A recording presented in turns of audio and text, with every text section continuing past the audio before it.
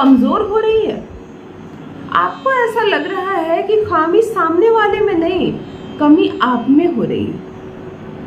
अब आप अपने पति को उतना रिझा नहीं पा रहे। जैसे आपकी बातों का दीवाना हुआ करता था वो, शादी से पहले आपके चक्कर लगाया करता था, शादी के बाद तो वो आपका दीवाना हो गया था, आपका लट्टू हो गया था। आपकी बातों में भी वो मजा था, आपकी चाय में वो मजा था कि एक चाय पीकर वो इतना खुश हो जाता था कि तुम्हारी तारीफों के पुल बांधता रहता था। जहाँ जाता था तुम्हारे नेचर की तारीफ करता था, जहाँ जाता था तुम्हारी सुंदरता की, तुम्हारे कपड़े पहनने के तरीके की, तुम्हारी बात करने के स्टाइल से, तुम्हारे खाना बनाने के तरीके को, तुम्हारी बनाई खिचड़ी भी उसे इतनी पसंद आती थी कि बिरयानी छोड़ दे, वो पुलाव त्याग दे, तुम्हारी खिचड़ी इतनी पसंद आती थी। तो तुम में तो वो बात थी। अब तुम में क्या आकर्षण कम हो गया? क्यों ये खटास आ गई रिश्ते में? अब तुम चाय बनाती हो तो वो कहता तुम्हें चाय बनाना भूल गई क्या? क्या बनाई हो? फिर से बना कर लाओ। हटाओ इसे, मैं नहीं पीऊंगा, रहने दो तुम, मैं खुद बना लूंगा। मतलब बातों में कड़वाहट आ रही, खटास आ रही। तुम तैयार होकर जब उससे पूछती हो मैं कैसी लग रही हूँ तो कोई रिस्पॉन्स नहीं देता। क्यों बेकार के सवाल पूछ रही हो? कैसे लग रही हो? जैसे हो वैसे ही लग रही हो। ये साड़ी पहनूं या ये पहनूं कोई फर्क नहीं पड़ता, कुछ भी पहन लो, मुझे मत पूछो। तुम जब कुछ डिस्कशन करने के लिए समय मांगती हो उससे कि 5-10 मिनट आपके पास समय है, मुझे कुछ बात करनी है आपसे, मेरे पास समय नहीं है। जब माँ से बोलो जो बोलना है, अपने घर वालों से बात कर लो, मुझसे नहीं। मतलब मेरी बात का मतलब समझ में आया? जब इस रिश्ते में मधुरता खत्म हो जाए और खटास शुरू हो जाए।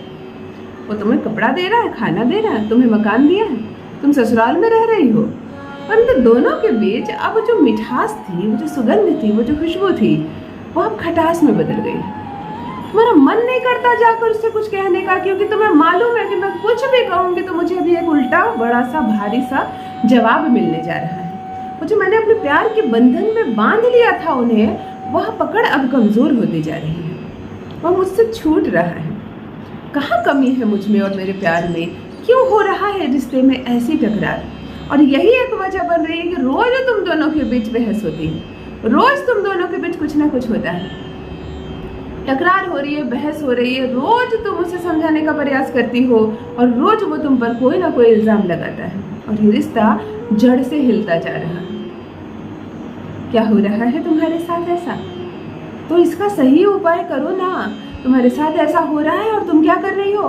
तुम फोन लगाकर किसी सहेली से डिस्कस कर रही हो, मैं क्या करूँ, ये सब हो रहा है मेरे साथ। तो वो क्या कर रही है? वो तुम्हारे मस्तिष्क में और नेगेटिव चीज भर रही है। क्या करोगी? मेरे साथ भी ऐसा होता था, मेरी बहन के साथ भी मेरे जीजे ने ऐसा किया, यही सब भर रही हो। ये सब मत करो, जो करना है वो करो।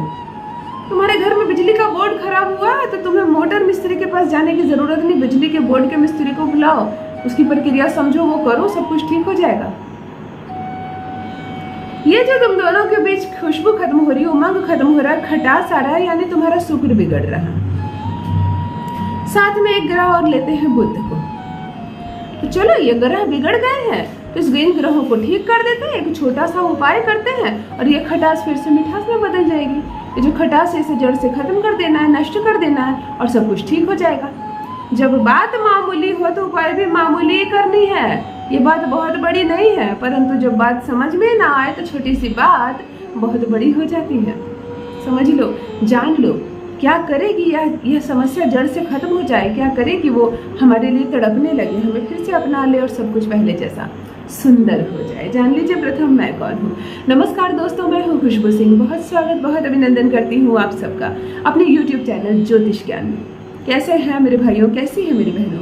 मेरे कमेंट सेक्शन में जय माता दी, हर हर महादेव अवश्य लिखें, अपनी खैरियत मुझे जरूर बताएं। पढ़ती हूँ हाथ की रेखाएं, पढ़ती हूँ जन्म कुंडली, और आप कुछ ना बताएं तो आपका चेहरा भी पढ़ लेती हूँ। करम है, कृपा है ऊपर वाले की, प्रेम है आप सबका। जुड़िए ज्योतिष ज्ञान चैनल से। जो भी नए भाई बहन चैनल पर पहली बार आए हो, मेरी वीडियो को पहली बार देख रहे हो, मुझसे पहली बार मिल रहे हो, चैनल को सब्सक्राइब अवश्य करें, बने इस परिवार का हिस्सा, ताकि जो देने आई हूँ आप तक वह पहुंचे सीधे आप तक। मित्रों, अद्भुत बात है, अजीब है ये खूबसूरत सा रिश्ता। थोड़ी सी बात इसे जड़ से हिला देती है और एक छोटी सी मिठास वाली बात फिर से टूटे रिश्ते को जोड़ देती है। तो आज हम जोड़ना सीखेंगे। वैसे भी मैं अपने इस चैनल पर कभी भी रिश्ते को तोड़ने वाली बात नहीं करती हूँ। नेगेटिविटी की जगह नहीं है मेरे लाइफ में, और आपका जीवन भी नकारात्मक नहीं होने दूंगी।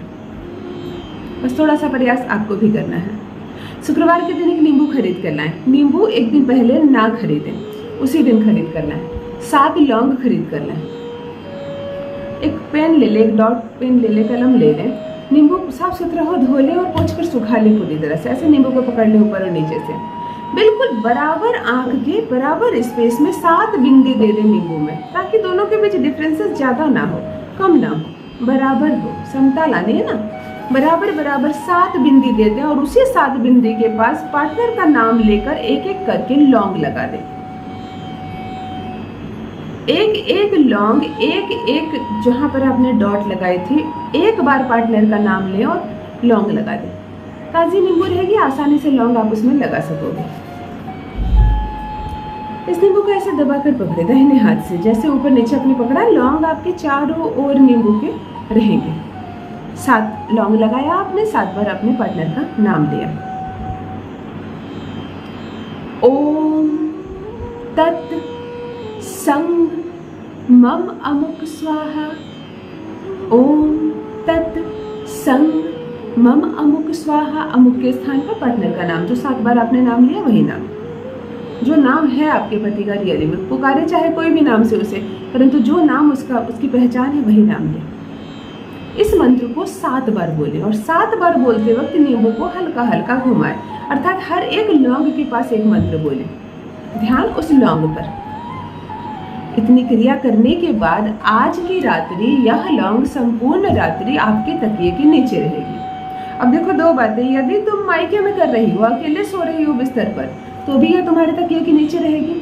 और यदि पति भी सो रहा है उसी बिस्तर पर, अभी तुम ससुराल में ही रह रही हो, अच्छे से रह रही हो, तब भी तुम्हारे तकिए के नीचे ये लौंग रहेगा, उसी बेड पर जिस बेड पर पति भी सोया, कोई फर्क नहीं पड़ता। तुम अपने तकिए के नीचे इसे रखोगे।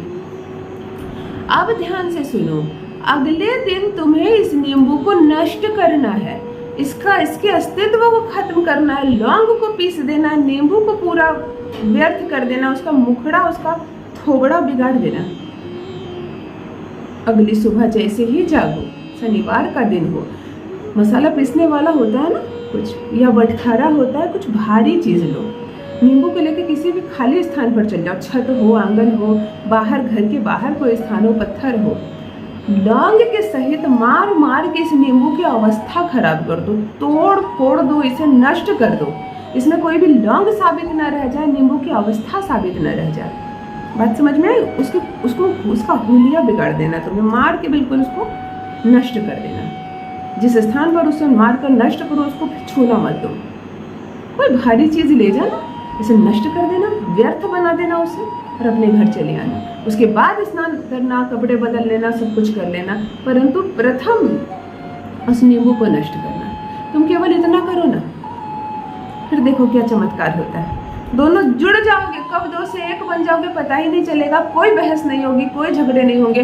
तुम्हारा पति रहेगा तुम्हारे पास और रहेगा तुम्हारे वश में। बस मित्रों, आज के लिए इतना ही। रखिए अपना ख्याल, रखिए अपनों का ख्याल, और अपना अनुभव मेरे साथ अवश्य साझा करें। बहुत बहुत धन्यवाद।